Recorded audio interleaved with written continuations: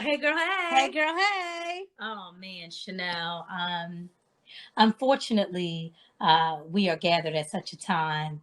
And today's episode, we're kind of feeling pulled to have to Yes. talk about the latest events that are triggering our people, Yes. affecting the African American community. Yes. And you're seeing the sentiment of the world, okay, Yes. of these United States, if you will. Yes. I'm so glad that we get to have this conversation with our good friend, Mark James, who you and I both had the pleasure of working with. So, without further ado, guys, we want to introduce you to Mark James. He is an author, and he's very well versed into subject matter pertaining to African Americans, okay, Black people, people of color, okay. And he's a Black man, so we just wanted to get his voice on the status of being a Black man in this United States, Especially during this time. especially during this time. Yes. So without further ado, everyone, Mark James. Hey, Hello, Mark. hello. Hey, good afternoon. Good Afternoon. Mark. First of all, can I just tell you that Chanel and I are so thrilled to have you on the show. Number one, guys, I have to give you a little bit of a backstory. While working with Mark, he was always my sense of reason. Okay. Yes. First of all, we're both Libras, all three Yes. of us. Yes.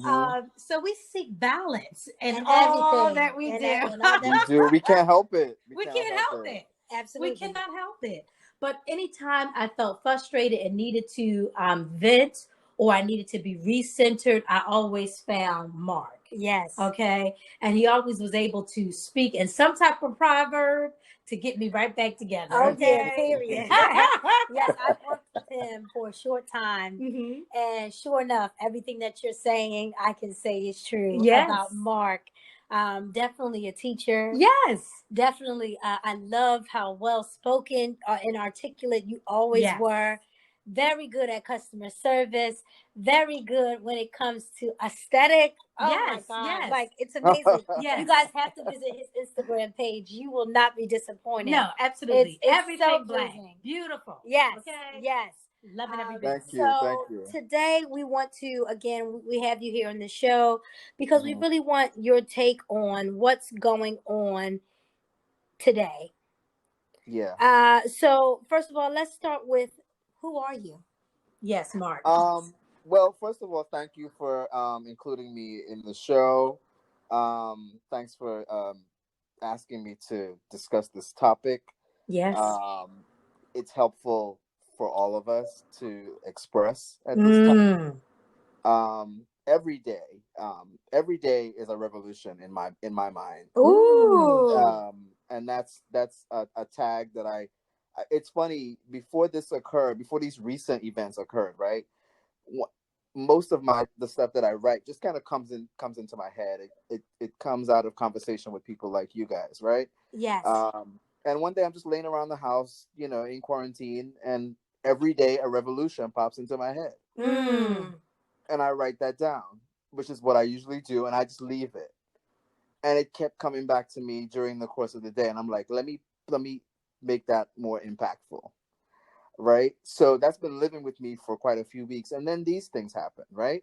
Yes. Um, so yeah, um, I'm in this constant state at all times. Wow. I don't want to be here, but I have to be. In the way that you mentioned, us kind of always seeking balance as Libras, I can't help but have us be the focal point, right? Yes. That's the thing with me, and so, that speaks to who I am. Yes. To lead into the question, that's a lot of who I am. It's not all of who I am, because I'm not in this constant state of agitation. Um, a lot of times I'm joy. I want to laugh a lot. I listen to music all day, all kinds of music. Um, so I'm a Black man. I'm a brother. I'm a son. I'm an educator. I'm a writer. Yes. I'm a friend. I'm growing, you know. Yes. I'm finding more and more of who I am, unapologetically so. I Yes. You love know, that. that I don't need to make excuses for who I am, what I am, where I am, any of those things. And if Absolutely. we disagree, we disagree. That doesn't mean we're enemies. We just disagree. We seek to understand each other, in the way that I think is, important for you to understand yourself. And once you know that, everything else comes into focus. Mm. So yeah. Indeed. Mark, so today's episode, we titled it first we started a hashtag, and it was supposed to be fun and just, you know, uh, Hmm. by Marvin Gaye, and we would just play the song, and whatever we were doing, we would have that song playing in the background. But now we kind of resurfaced it, gave it new Hmm. meaning, by titling this episode "Make Me Wanna Holler." Yeah. What makes you want to holler in this time? um. Hmm. I know. Ooh. Stupidity makes me want to holler. Mm. Um. Willful ignorance. Wow. Yeah. Mark. And Oh God, and you gonna have to get into that. Come yeah, on. and just the flat out refusal of information, right? And Mm. what I mean by that is, um, a lot of times I'll be presented with information, right? And so let's use Democratic and Republican split as an example. You know, the Republican cause or agenda might make its way in front of me, if by discussion or newsreel or whatever, and I'll be like, you know what, natural knee jerk, right? Nope, I'm not for that, but I have to listen, Mm-hmm. right? Because the information that I'm given doesn't necessarily have to be something that I digest wholly. It just has to be something that I know. Yes. Yes. And later on, at some unforeseen time, that information is going to be very, very valid. Yes. That Yes. information is going to be useful. So a lot of times when I encounter people constantly who just automatically say, "Nope, I don't want nothing to do with that," and they don't even know why. Ask them why, and they have no response. Mm. They have no response, and that is, all of my pet peeves. Like, I have 1,000, right? So all of my my pet peeves But just like absolutely. snowballed into one. The just, you know refusal of information, right? Like, nobody wants to really know their history. Nobody wants Mm. to tell their story. Nobody wants to face their own truths. And that's a state of ignorance that a lot of us globally, not just as African Americans, Africans across the globe, have become victim, not only of racism and oppression and all of that, but we've become our own victims, right? Like, we need to fight the fight within first, Yes. and then we can go out and do that. But we need to do it in an open way. Like, you can't go to college and just study your major, right? You got to study all the other things that support that major. Absolutely. Yes. So Yeah. that's what makes me want to scream. And you know what? And to that degree, Mark, I totally understand that.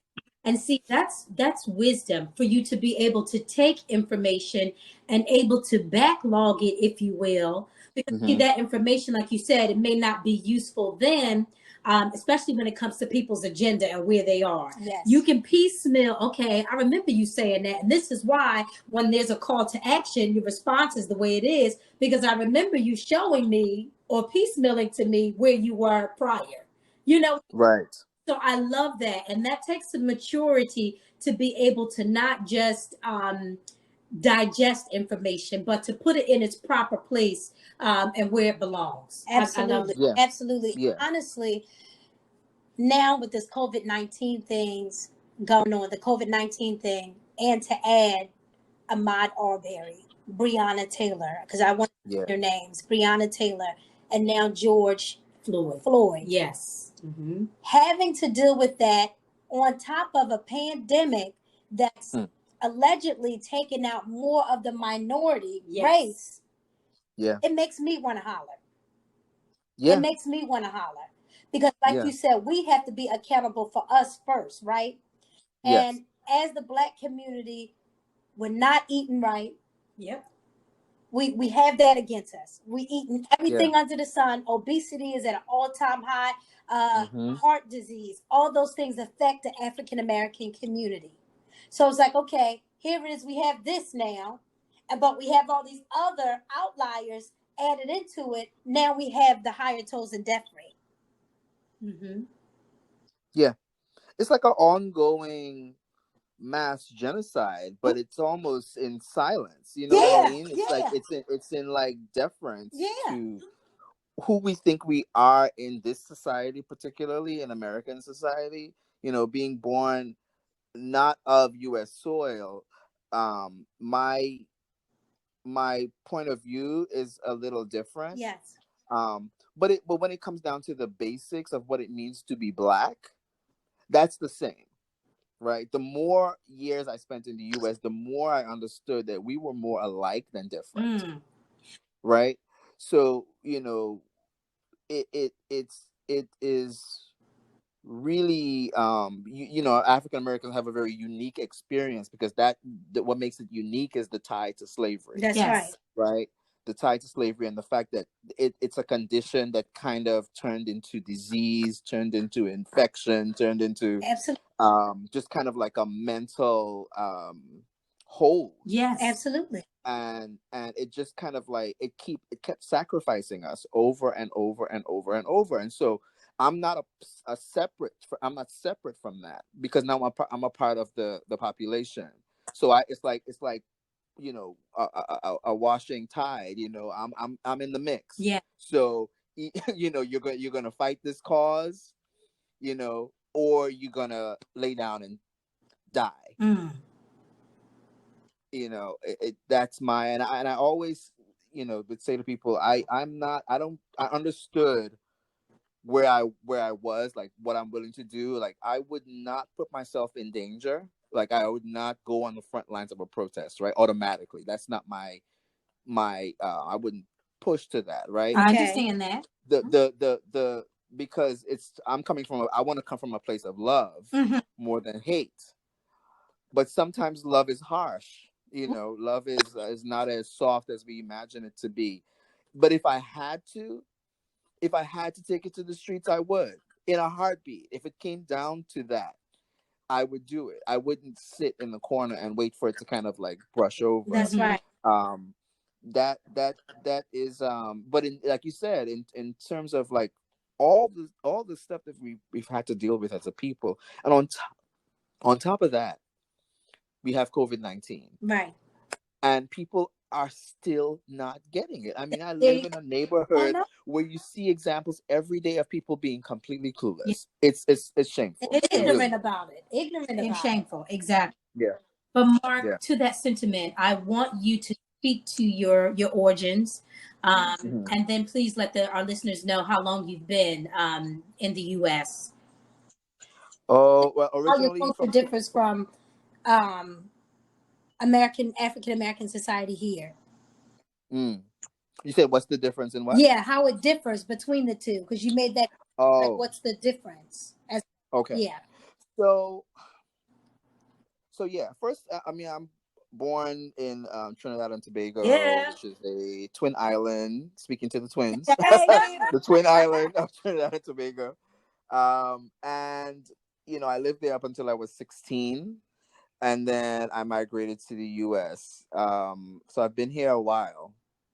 I grew up here. I was born and nurtured at home. And now this home kind of, you know, reshaped and retooled and kind of made me into what I am today. I think I would have been some version of this had I stayed in Trinidad, but this is different, right? So the difference is, again, I'll go back to slavery, right? The unique experience of slavery globally. Like Trinidad is if you don't know where Trinidad is, it's like at the end is this huge chain of islands that go down, like, you know, from if you look at Florida on the map and you start looking at the rest of the islands below it that seep into the Caribbean and go all the way down the end of that chain. Trinidad is right there, right next to Venezuela, right? So we're the last island on the chain. And when you look at the the history as it relates to islands in the Caribbean and their slavery experience, it's not necessarily that that it was easier. It doesn't mean that slavery was easier. Like we weren't running around in colored skirts, happy to do the master's bidding. Right.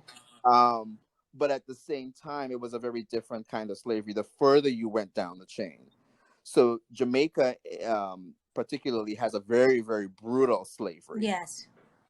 History, and that's because of where they are on the chain. Like after a while, the British Empire is kind of letting go of the reins, and the people that are in place are running these places the way they see fit. Yes. And so they're not as brutal in their handling as the years go on, as the further you get down the chain. So Trinidad is the first island, I think the first nation, I think, to be emancipated from slavery. If I'm not correct, I have to look that up again. But we're kind of like the groundbreakers in that sense. So we achieve emancipation. We're one of the first few islands to gain independence.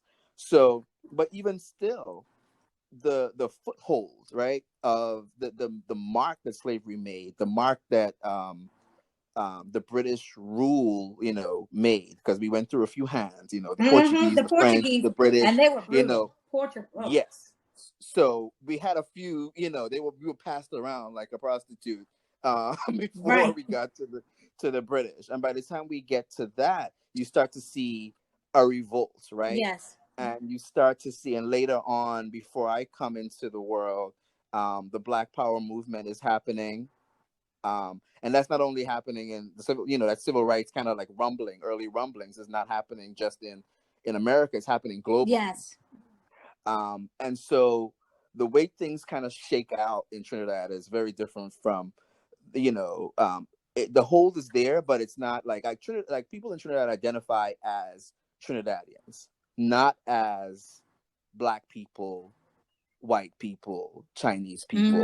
Everybody is a national ideology, right? We are all Trinidadians, but we understand that this one, after the slaves get emancipated, they bring in Indian indentured laborers as voluntary slaves, essentially, right? And they get to decide when their slavery is going to end. They get to decide when they go back, if they go back to India, or they just kind of buy some land and settle here. Most people chose to stay there, right? And when you flip that, Americans never had that. So in a sense, the 40 acres and a mule theory, like we got it in the Caribbean, right? We got that option. African Americans never had that. Never really had it. There were moments in history where we were able to obtain it, but it was so fleeting. Yes, this is so true. Right? And here comes integration. And integration, and this is controversial, even still, integration disrupts that all over again. Yep. Because now we decide we want to be included. We don't want to keep our neighborhoods and businesses and Black colleges. We don't want to educate our own, So that completely, kind of like pulls the foundation from under us, and then decades later, here we are, still trying to get footing. So that's really the difference. But the systematic oppression is everywhere. It is everywhere. Now, Mark, your experience here, being a Black man, if you could sum it up, what could you say? Okay, real quick. James Baldwin said it, said what it means to be a Black man the best, I think. And he said to be a Negro in this country and to be relatively conscious is to be in a rage almost all the time. Yep. Right. And the challenges that I faced are, I've gone through the same series of, I remember yesterday I was telling my friend about a lot of things that happened when I had started living in the country, feeling the kind of cloak of racism in this country, without first having an experience, Then it led to being questioned by the police randomly, pulled aside. At one point, I was on a break from work years ago, asked to walk back to a bank that was robbed, to stand outside and be identified by the teller Oh my as the God, possible. Mark. Yeah. So I had that. I had my last apartment. I remember painting it, taking a break from painting. My friend and I walked up the street. I'm like, let's take a break. Let's walk off this pizza, and see the neighborhood. Like, look around and see what's there. So we're like, oh, there's a park down here. Let's take a walk down here. Mind you, we're wearing t-shirts, basketball shorts, and flip-flops. Yes.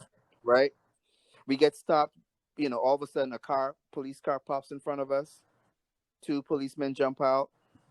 They want to talk to us. I'm not in agreement with none of this. Wow.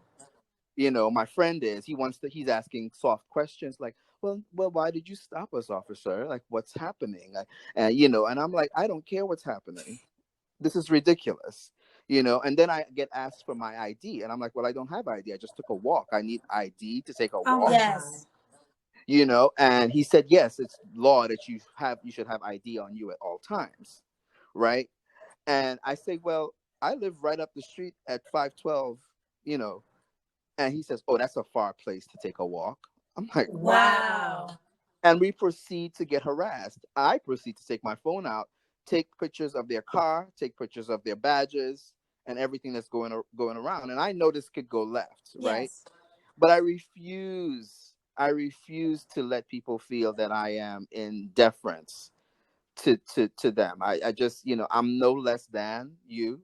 Thank God for my father instilling those ideas in my head early, teaching me about my history and my people. I am no less than. So you don't get, even as an officer, you don't get to do that. And there were so many, experiences like that. And at the time I was, back then I was young. Wow. Part of it, living at home, didn't want to tell my mother, didn't want to tell my sister because they would be scared. My mother would tell me quit the job, all of these things. And I just didn't want to rattle them. So I didn't share a lot of it. Now I'm sharing things that happened to me years ago that they don't even know. And they were around. Wow. So, it's a lot of that. A lot of other stories like that. Wow, Mark. Unfortunately. Now, mind you, present day, working in the field in which we work in, and Shantell and I have this conversation, and Mark, we've had this conversation many of days in regards to working in areas of service where they treat you as if you were the servant. And and some of those latent behaviors are now manifested and pulled to the forefront when you work in these arenas. And we've seen that many a time. So honestly, Mark, when I'm saying all of that to say this, I don't know about you, but it's more comforting for me if you tell me that you don't like me to my face right in front of me versus you wearing the mask and I don't know you are my enemy. That's and right. You are. Mm-hmm. You know what I mean? Right. Yes, absolutely. Right. So I take on the mantle of Frederick Douglass and W.E.B. Du Bois, where we are together but separate. I honestly find comfort in that. That's right. All of this integration and things like that has caused nothing but more how do you say, strife between us, because they put up so many barriers for us to succeed. That's right. We had a Black Wall Street. We had all of these different ventures in real estate and things when we were separate. That's right. You know what I mean? Yes. And I think we prosper better that way. Yeah, to a degree. I agree. And to a degree, a large degree. I think, when we were asking for to be included, right? We didn't understand fully what we were asking for. Right, that's right. And even in today, that's one of the things that always kind of replays in my head when I ask something, anything, what are you asking for? That's right. And the ability to be clear, and I don't always succeed at this, the ability to be clear in your intention. What do you want? What do you want? And it's sad that we find ourselves still fighting for approval and feeding the fear. Yes. Right? Feeding white supremacy. Because every time we react with an oh my God and I can't believe this. We are giving them power. Yeah. Right. Yeah. So it's like when somebody said, I forget who, somebody said during one of the times in recent years when there was a shooting, and the person said, if every black man in America went and applied for a gun license, the laws would change immediately. In the same breath. Okay. Because your right to bear arms is the same as the Yep, other guys, that's right? right. Yep. They, yeah. So enough said. Enough said. Absolutely. Yep. Absolutely. Absolutely. Oh, you hit it on the head with that. Sure Absolutely. did. Yeah, but there has to be a hierarchy of who is the dominant being. Do you see what I'm saying? And unfortunately, in this America, exactly, yes. exactly. So Yeah. once we decided that, hey, we want to be integrated and we want to, it should be an equal foreground for blacks and whites to live among each other and work among each other and things like that. It had to be a divide. It had to be a divide of some sort to make sure they knew that they still had the rule. Exactly. Because it's like giving crumbs, It's like, I'll give them this little bit here. But when you really look at the law, when you really look at what America says they represent, because it's an advertising to the rest of the world. This is how great we are. It's like any product online, right? We're innovative and new. We are, for lack of a better term, that's it. And then you get the product and you're like, no, this is shit. Right. So America has, done a very, very good job of advertising itself as the safe place to land. Not only until you land. And then you realize, oh, this hotel is not advertised, this way. This is the opposite of what I signed up for. Now, there are a lot of great things about this country, and I think one huge misconception is that when I speak honestly, and I think you guys experience this too, when you speak honestly, people automatically assume that you're you're anti-patriotic, you're a racist, you're a segregationist. But some of that is true. Some of those ideas resonate with me. I would if I had lived in the late 1950s, 60s, I would have been one of those people fighting to stay separate. Right. Yes. Right. I wouldn't be fighting with MLK. I would be with Malcolm. Yeah. I would be with what's his name? The Revolution Maker and right, we're back. Garvey. Yeah, Marcus Garvey. Yes. My Wi-Fi just was like knocked out for a second. I think that's what did it. Let me ask you: do you work better off Wi-Fi or you work better on your data? No, I'm on. Well, on Wi-Fi is better. Yeah. Okay. Okay. Good. All right. So continue where we left off. Basically, what I was saying was I was wrapping up. I was basically saying that I would be on the side of the more radical revolutionaries, on the the radical thinkers. I agree with a lot of things that that MLK had to say, and all the ones who are known for protesting in peace. I think that has value too. Right. But I think when you're dealing with such an adversary, you need to act with force, because it's all they understand. They understand force. Yes. They understand that kind of response. So it's like, of course, when you respond that way, it's like, you're the angry black woman, you're an aggressive black man, all of these things, and again, completely fine being seen that way. I'm okay. You think I'm aggressive? Okay. The same summary that you've come to with regards to me, I feel the same way about you. Yes. Until you show me love. Yes. And that's the thing that they don't understand. I'm seeing a lot of people comment on what's happening with the looting and the violence and things like that. And although I am, I'm against that, but you have to respect where that's coming from. We have dealt with this for 400 years, and now it continues to go on. There's going to be a small percentage of people who are tired. And this is the way, the initial reaction of this. You heard no violence for the Breonna Taylor, the Ahmaud Aubrey. Now, here we are. You have this violent video from start to finish of you murdering a black man, calling out for his mama on camera. How do you think that elicits peace? It doesn't. It doesn't. It doesn't. It doesn't make me want to be peace, you know. But at the same time, like a friend of mine just posted about people talking about the looting thing, right? And it's like people will often veer off topic to avoid confronting the real issues. You want to talk about looting? Nobody wants to see their cities burned to the ground, because what that means is it's going to eventually affect me. Right. That's right. We don't want that. But if we have to, then burn it down. If we have to, then raise your voice. You know, this is what we have to do. Now, of course, there's always a percentage of the population that says, "Ooh, I'm going to get a new TV." You know, like this is not, you're not fighting the cause. If you're grabbing TVs, you're not about the cause. If you want to go down and make a visual kind of angry, violent kind of reaction to it and show them how angry you are, you don't have to take anything. Just show them. You know, right. But it's people will always go off topic, man. This is the same reason why they would say, "Hey, Shantell, you need to be a little less aggressive, and make it about your aggression and not about what you're angry about." Yep, that's right. Oh my God, it's like we have to go into these workplaces, social gatherings, whatever the case may be, where diversity is, and we are often faced with, oh well, she has a hard shell, or she looked like an angry Black woman. But just the other day, a woman was shot down in her home, and she had nothing to do with the crime, and wasn't harboring the man that they was looking for, because he was already arrested. And they shot her dead.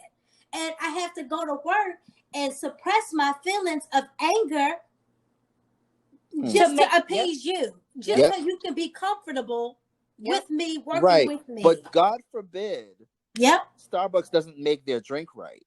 You got to hear about that all day. Oh yeah. Right? Oh yeah. You got to hear about. You got to hear about what they're angry about.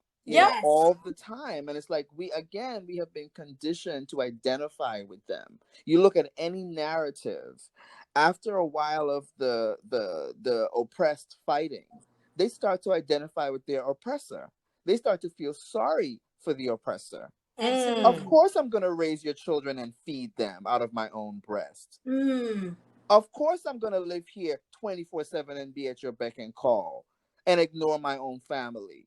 Right? Wow. Of course, my man is going to be at home feeling less than a man, drinking, out there, maybe cheating on me, coming back to the children. I'm gone, or I'm just coming home, and he's angry at everybody. My family model is dust. Yes. Right? Because all I do is feed you. Jesus. Wow. All I do is feed you. I'm not feeding you anything anymore. Anything. And yes, anger is a big part of it. Yes, and I say, I often say to my friend, and I have one white friend that honestly say, we've been friends a long time. We've had our disagreements. We will continue to have them, because the fact of the matter is he's white and I'm Black. That's right. And that's it. We understand that now. But I will say to people, and I probably said it to you, Shantell, it's like I don't trust them. I don't trust them as far as I can kick them, and that's not very far. You have, Mark. That's the way I feel. That's the way I feel, and I mean that doesn't mean white customer number 45 comes up to me and says, "Hey, can you help me?" I'll turn around and help you. Right.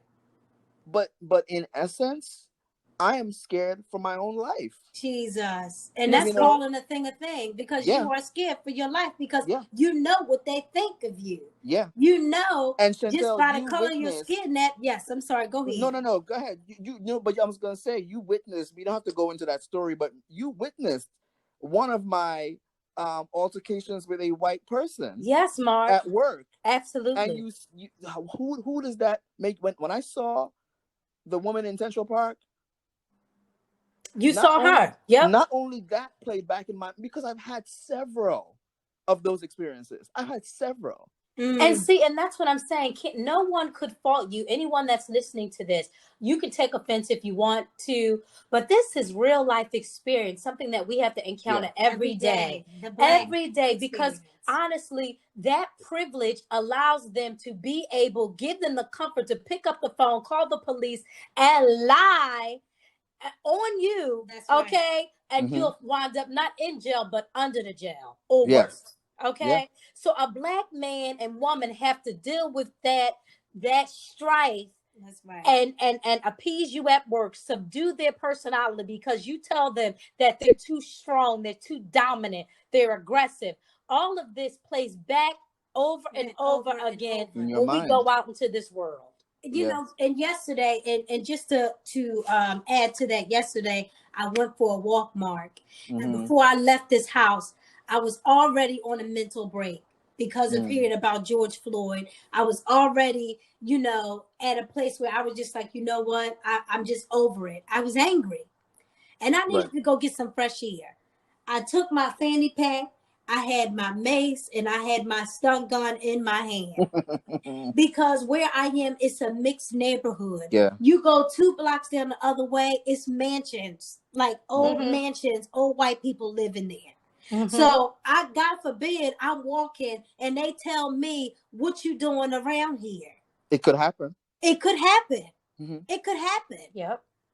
So I said, I got to be girded up before I even leave this house because 2 doors down, 2 blocks down is somewhere I shouldn't even be walking, but I want to get my 2 miles in. And I'd rather go to the nicer neighborhood than go to where is they shooting bullets off left and right. Yeah. Yep. I mean, I remember. But it's a war either way. You see what I'm saying? Yeah, it's a war. You're in an ongoing fight. It never ended. This never ended. Never ended. It never stopped. And so I remember leaving Philly to go to St. Louis on vacation. And had that exact same experience. Wow. Walking through a beautiful neighborhood, getting history by the wonderful host that we had, 2 sisters, and stopped by the police and told to escorted out. Wow. Get back in your car. And then they drove behind us to make sure we were out. So around the corner from where you live. Yes. It could, don't be surprised if a Confederate flag pops up. Oh, yeah. It could happen. You know what I mean? Yeah. It's real. It's real. Oh, yeah. Mark, I'm telling you, people don't understand the Black experience. And for us to love on our counterparts, it really is a true act of love, given the history. Yeah. Because if we go 2 generations back in your bloodline, y'all were lynching and killing us and suppressing us. So for me to look in your face and you're like, oh, I love you. You know, you are my person. No, your forefathers didn't think so. So I remember I was mentioning my revolutionary act, right? Every day a revolutionary act, right? This is an example of a revolutionary act to me, right? Yes. Somebody that is not of color walks up to me and says, oh my God, your hair is so beautiful. Silence. I don't need you to tell me that. Yeah. I don't, not that I might say thank you, but it'll be a dry thank you. Right. I don't need validation from you. Right. I am validated. Right. So I don't need it. That is, no, I don't need your approval for that, because not too long ago in my life, I was told by a person who was not of color to cut my hair. Wow. Yeah. I don't need a compliment from you. Yeah. You know, seriously speaking. No, it's nice. But it's nice, but I don't need it. The reality of it is this, and we see this, it's on Instagram all the time. They love our culture. Yep. They love our music. They just don't love us. And they try to imitate it. And they try to recreate it. But it's all us. And that's good if we inspire and we influence you. But they take it away from you. But you take it away from you. Yep. Yeah. And then you devalue us, but yet you stole it from us. Yep. Right. That's where the problem comes. And that's where the problem comes, because you don't give recognition. You don't give honor to where honor is due. You don't do that. You just take. not only do you not get to have full freedom, full acknowledged, experienced freedom, you don't get to have that, nor do you get to keep your culture. No. You don't get to keep what you create. No. You know, you have to give it away to get to the next level, right? Because you know, somebody has to be the groundbreaker, you know, and in so many cases, those groundbreakers, those people who were on the you know, on the chopping block first, who we know of in the entertainment industry and, you know, and elsewhere, were massacred by these people. You know, in so many ways. Some of them were literally killed and figuratively killed as well. You know what I mean? Absolutely. So it's like, Absolutely. you know, and it's like you end up with all the bread, and I'm looking down at a bowl that once had flour in it, and it's like, absolutely. And I and I'm just want hungry. to go ahead. I'm sorry, Mark. Yeah, no, go ahead. And I just want to put this out there too, to any of our white friends or counterparts that may be listening to this podcast. We just ask that you become educated, read on our history, read on what's really going on, and read the fullness of it, because it's a lot. It's a lot of things to be uncovered. And if you are a friend, if we are a friend, you need to speak up. Use your privilege. We're not asking you to lose your livelihood. We're not asking you for that. But we are asking, if you hold my hand while we are at work, or you hold my hand while we're in a social gathering, or if you still say those words, I love you, you are a friend, then be a friend now. Don't hush up now. Be the friend, because imagine me at night having to pray over my son years ahead because I'm scared for his life. Because I'm scared that one day I won't be here to protect him, but I'm praying that God covers him, and that the wisdom that I've been praying over him lasts beyond my years for him. Yeah. Imagine having the silence is just as damaging as Yeah. the act itself. Mark, imagine having to explain at 8 years old, because now you have to do it sooner. You have to do it sooner. You know, Mark, and I hate to bring this up, but I am. My son 2 weeks ago, he was riding with his father, and he saw a cop must have arrested a black young man or whatever. I talked to my 4-year-old son that night. You know what he said to me, Mark? He said, why don't the cops like us? Why don't the cops like us, Mommy? Are they the bad guys, or are we the bad guys? At 4 years old. Crazy. And I said, oh God, we're gonna have to start having these conversations and ready ourselves for these conversations, because this is our reality. It's extremely. I mean, I talk to my girlfriend Danielle every day. She has 2 girls. Yes. But you know, we talk about, you know, being black a lot, right? And what that means in all settings, right? What it means to be a black mother in all these different things. And you know, one of the things I keep hearing over and over from her is the fear for her children. Yeah. You know, like I'll never understand that, and I because I don't have a child, but I get it. And the I heard somewhere that, you know, somebody said, if the child is old enough to ask the question, they're old enough to hear the answer. So your son is ready for the answer. Jesus. You know, he may not be ready for the college level version of it, but in some way he needs to hear it from you, because he's expressing that, and he's aware of it. It's like it's seeping into his consciousness already at this age. You know, so a lot of people will block that and say, no, he's not ready, but you're not preparing him. That's right. You know, you don't want him to be scared, obviously. You don't want him to be unhappy, have to knock out his childhood, but the reality is he is a black man in this country, and that can't be denied. That's right. So what advice could you tell single women? You touched on it honestly right now, but what advice can you give single women out there that will help them ready their children in this event, being a black man, especially black boys? Yes. I kind of wrote some like notes on it, on that particular question, because that's something I probably could answer off the cuff, but It may take it's like the things I came up with was, for Black women to, awareness. I would say I would lead with the word awareness. Like, make your children aware of the world that they're living in. Even if that world is, start with the household, right? Because that's their first kind of world. Yes. Outside of your body, that's their first world, and then there's a whole other set of experiences that happen when they start going into school, and then they start seeing more and more of the world. So make them aware of what is, and for Black women, I think, and I know it's hard, but try to avoid early practices of emasculation.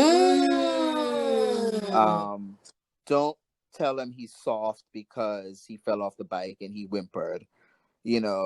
I see and I see a lot. I've seen a lot of examples of this. Jesus. Where in H&M one day, this woman is walking up the stairs, and her son is trailing behind. And on the landing in the Walnut Street location, as you guys know, we have merchandise there. Yes. At that point, we had all girls' dresses. So he's touching it as he's walking up the stairs behind the mom, and he says, "This is pretty." And she turned around, not to say what I think she should say, yes, which is "Come here," or "I'll wait for you," or walk back a couple of steps and grab right. me. She screams from where she was, "Get away from those dresses, you faggot." Oh my goodness. Wow. He was the age that your son is now. Wow. Wow. See? Like, that is dangerous. Yes, very. It is. Very dangerous behavior. And then they get to the point where, they're at college, and, or they're in their teens maybe, and, you're telling them to be this or be that, but you didn't prepare them to be that. You didn't prepare them to be strong. You didn't prepare them to be loved. You didn't, wow. You didn't find a good balance of strength and vulnerability. Because vulnerability is very essential to, I think, male upbringing. Yes. Very, very essential. It was, I didn't get punished physically a lot, but I got it enough. I felt it enough. I felt that kind of like scare, that thing in the air that said, "Don't be that." Yes. Wow. So I would encourage parents, mothers specifically, because a lot of Black women are raising boys by themselves. Be aware of that two-ness, like that needs to exist. He needs to be strong so he can be a good man to his future wife and a good father, but he also needs to be vulnerable for when she wants to cry, and he's available to let her do so. It's really important. Wow, Mark, that's deep. That's so good. And it's so right on time, because I feel like a lot of our Black men, even in conversation, they have this ultra idea of masculinity. If you show any type of vulnerability, it makes you weaker. Yes. You know what I mean? Yeah. And this is coming from, other men who have raised them, these things, a lot of, and I have to give it back to the mothers, some of these single mothers raising them, because they don't have a man, they're putting all this extra responsibility on their children. That's right. And having them grow up, because I don't have that, I'm where my void is, you're gonna have to supply it. You know what I mean? That's right. Yeah. You see it every day in plain sight. In plain sight. Absolutely. And then you raise, or there's the opposite of that, where you coddle your boy to death, right? You coddle him. "Oh, I'll do it for you. I'll help you. Mm-hmm. I'll do this. I'll do that." So you have now a 20-something-year-old, baby. Yep. Come on, Mark. And then you give him to a woman and say, "Hey, you continue doing what I'm doing." Right. So there's a lot of Black women, a lot of my Black female friends are raising boys. They have an extra child. That's in the right. house. They are, they are burdened with this. And then if they have mothers in their lives still, right? If these men have mothers, the mothers hate the woman because, "Well, you don't do it the way I do it." That's right. Wow. That's right. So there's like a lot. I hear that all the time, and I'm like, you need to just surrender, throw your hands up, and let him. Don't continue to emasculate him. Don't continue in the vein that she set up. That's right. Try your best, because I know it's hard.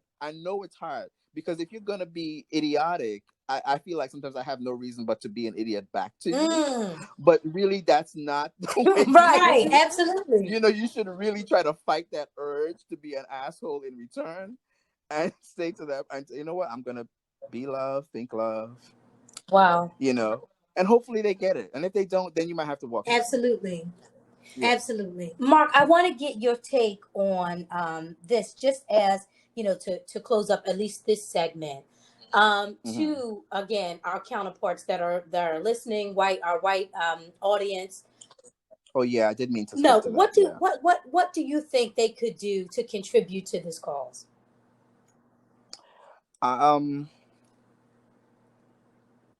Their intention has to be pure in whatever they choose to do. Whether it's listen to you, hear you without opinion, you know, or even express their opinion, you know, or express their thoughts and saying, I've had those same thoughts that she's had in the park. I felt the urge to do something like that before, and I didn't do it. You know, I think honest, open exchanges, you know, are often going to lead to the things that we don't want to hear. But a professor said this to me in college, when when you're uncomfortable is when you learn. You have to be uncomfortable in order to get to, for this to really seep in.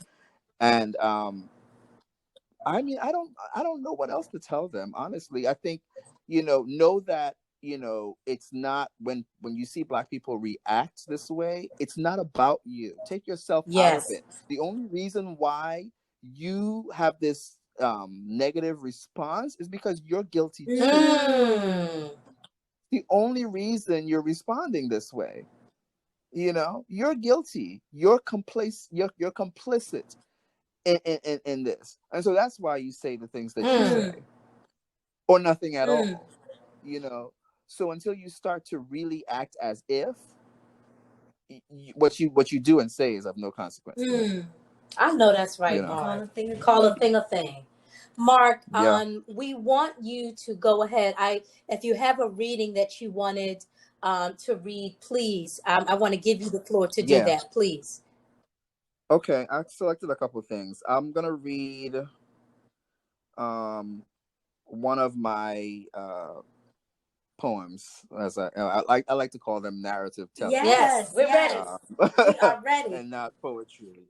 So this I wrote just the other day, and it was in response to what is happening right now in real time, and also me watching two documentaries, one about Malcolm X and one about Sam Cooke. The Sam Cooke one was good, Mark. I watched that. Yeah, wasn't it and good? I need the album on vinyl now. It was so good. It made me go right to iTunes and add some music.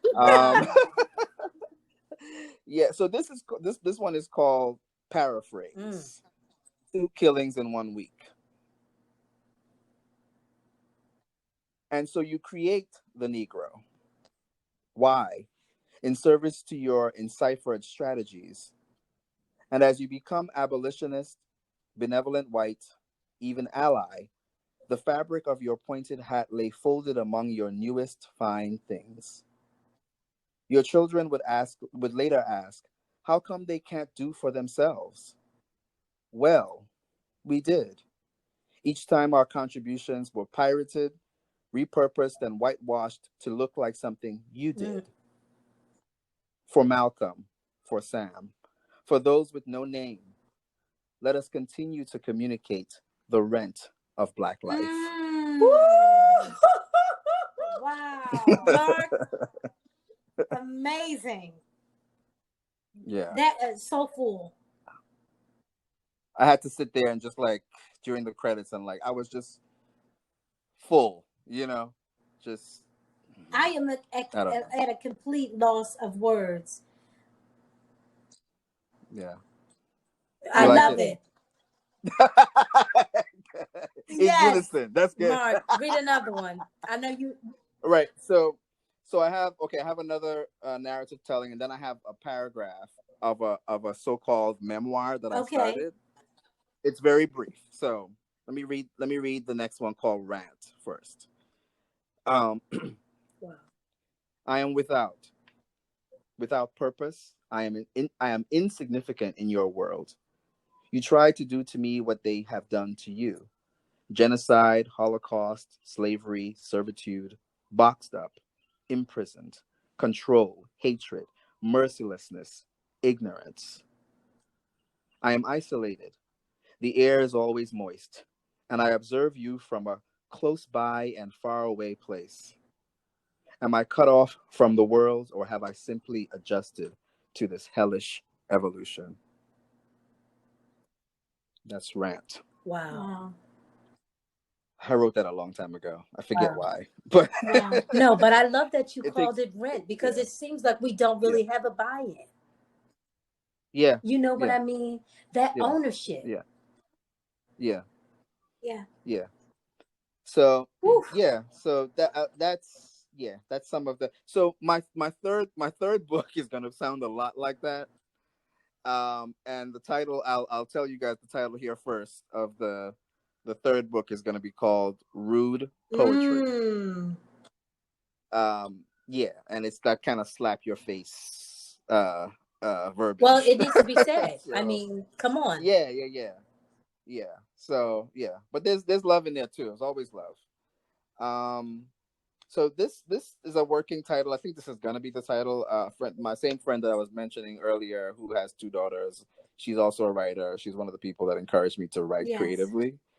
And one day she was like, "Mark, I feel like you have a good story. You need to write your story." And I'm like, "I'm too young for a memoir."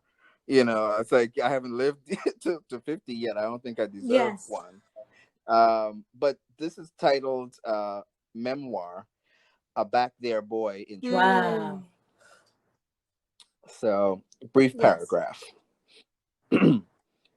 It is a strange thing leaving an island for vast opportunities in another man's country.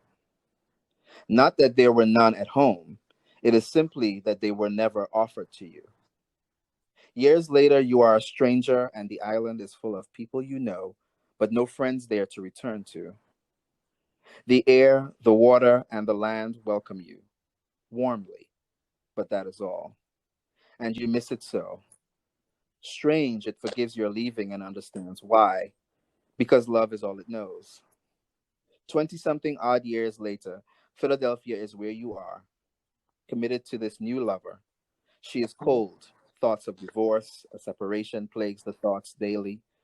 Still searching, praying for opportunity to find you in this new and strange land of milk and honey. Wow. You are the you are the he that is a gay boy Mm. in no man's land. An ever evolving climate of change, masked tolerance, bolstered hate, blocked sometimes by law. But when the sun goes down and the secret lives come out from their hiding places, hatred looks Mm. like the police. Citizens peeping cowardly from behind windows, would be victims and repeat offenders, and spit comes flying in your direction on a bus going north down Broad Street. This Wow. is Mm. reality. Wow. It's so Yeah. vivid, Mark. It's very. I love reading that opening, but I hate reading it too because it kind of takes me right back to that. That's a horrible But experience that I Mark, had wow, too it's very on a poetic, bus. and I Yeah. love the transition from one place into this new land. You know what I mean? You captivate so much Mhm. emotion and that stanza. I mean paragraph. Um, Thank I you. can't wait for you to finish that. I want you to. So where can we get the book? Yeah. That's already released. He has two books out. Two books out already. Okay. Yes, two books. You can follow me. The listeners can follow me on Instagram. It's m. James Cooper. And once you follow me on Instagram, in the bio, there's going to be a link to Amazon that will take you to the latest book, which is titled "Tomorrow, Please God: The Wow. Seven Narratives," and it's a collection of seven fictional short stories about Caribbean life, politics, point of view, folklore, just blackness in every way. And then the first one is a Mm-hmm. collection of narrative telling, like the two pieces I read first, and that one is called "And Black Issues," one word. Um, and yeah, I'm gonna those are available. I'm gonna put out reissue the first book, a second issue of the first book. I'm gonna change some things, add some anecdotes to it. It's almost done. It just needs to be submitted. And yeah, so those are the two books, and that's your way of getting. And they're both available on Amazon, Kindle, and Awesome. Amazing. iBooks. Mark, what else did I want to ask you? As far as your handle, are you starting? Because right now, I know you're on Anchor right now, but are you going to start recording so that people can hear some of these narratives? And if so, please give them that handle Yes, as well. And put that link in your bio. I will. Your Anchor I link. think it's yeah, I will. I think it's gonna be M James Cooper Okay. as well. So when you guys sent me this information or asked me to join in, I was looking at the app and I'm like, oh, this does all this for you. It's kind of easy. You record it, and it sends out to all these different platforms. So I love that. So I kind of started crafting it. And I beforehand I was thinking of getting some kind of audiobook um, version going. So it might be it will be happening now that I have this app to use. So I'll definitely share that with you guys once I have some Absolutely. Awesome. action behind it. Absolutely. Mark, we thank you Yeah. for this very poignant conversation. We are so thrilled that you were able to join us, and I enjoyed it very much so. Indeed. Indeed. I Absolutely. And enjoyed this it was too. Thank therapeutic you for both. me on multiple levels because I could not sleep for the past 3 days. So to just be able to voice this in Yeah. a safe place among people who could have the Mm-hmm. conversation, Yes. and it's thought provoking. You know what I Right. mean? Not just a bunch of nonsense falling to the floor. Yeah.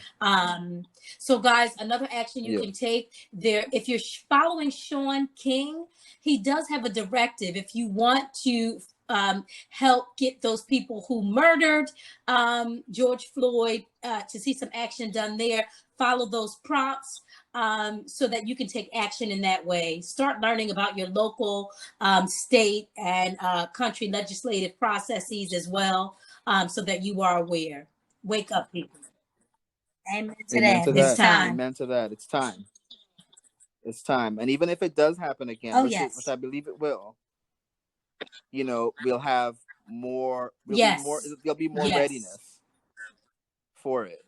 So yes, so definitely support those people. Spread the word, reposts. Send it out there. Make Yes. them uncomfortable. And the them is Anybody. anybody, Yes. anybody, Yeah. white or black. Because I've encountered a lot of black people who, one in particular stands out to me during the Michael Brown verdict. And there was a protest going down the street, and I turned and I asked the people around me, Right. "What do you guys think about all of this?"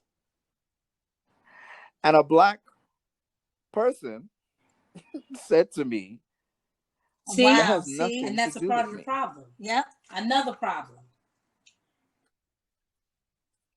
Ice in my veins when I heard those words. I couldn't respond. I just had to slowly slink away because the burn in me was like, "Oh my God, I cannot believe this was said back to Absolutely. me as a black person." Absolutely. Another problem. Another issue. We have to come together. We have to be Yeah. unified.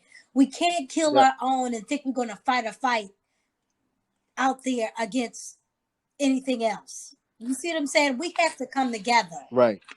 Yeah.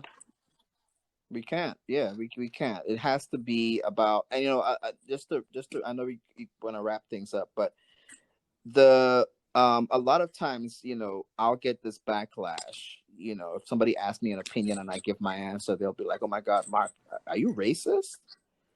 And I'll be like, "Do you think I'm racist? Because if you think that, then that's your answer. Because if you could look at me and say that I'm racist automatically because I'm Yes. pro-black, Yep. you have the problem, not me. Absolutely. You called me a racist. I never said I was a racist. I was a That's right. racist. You said that. So it's so okay with us as black people to go to Little Italy, to go to Chinatown, right? As a tourist destination to enjoy the beautiful things that these That's groups right. of people create. We don't call them racist. Oh, We don't talk call about them it. separatists. So why can't we have a little Africa? Why can't we have a little Africa in America? We've tried so many times to have it. It's been destroyed. Why? Because they understand more than we do That's right. our own power. They know our power. They don't want it. They don't want it manifested. They don't want that to manifest, because the people that it got stolen from, they knew it. When they laid eyes on it, they're like, damn, this is big. I want that. And they went after it with fervor. And once they took it, and then they went there and they got educated and taught by us, and then they went on to Alexandria and went on to Rome and created new empires, and came back and over time just demolished us and continued to demolish us in phases. And they spread their own narrative, and we believe it. We believe that Greece is the birthplace of civilization. We believe that. We don't believe that Africa is the birthplace of civilization. We don't. You know, so we need to know more. We need to understand more. And the more you know, the more it empowers you. And I'm not one to say that I know everything. I do not know everything. I know a lot of smart, brilliant people. And I love being in their presence, because that's right. I'm a sponge in there.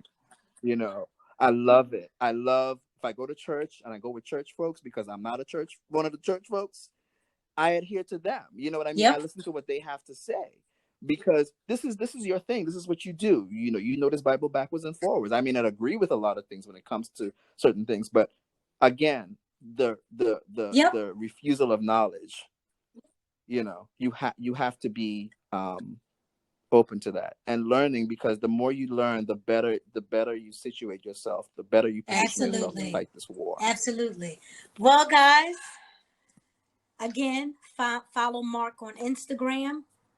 Make sure you guys click that link. Support him. Yes. Support his books. We can't wait to talk to you again, Mark, because we will be talking again. Yes, we will reach out again. We have to. And guys, definitely hit me up. Hashtag make you want to holler. If there's something that you guys feel passionate about, hashtag us, add us, DM us, let us know. We want to hear your voice in the matter. Yes. Till next time. Now tell on everything. Till next time. Until next time, now tell on everything.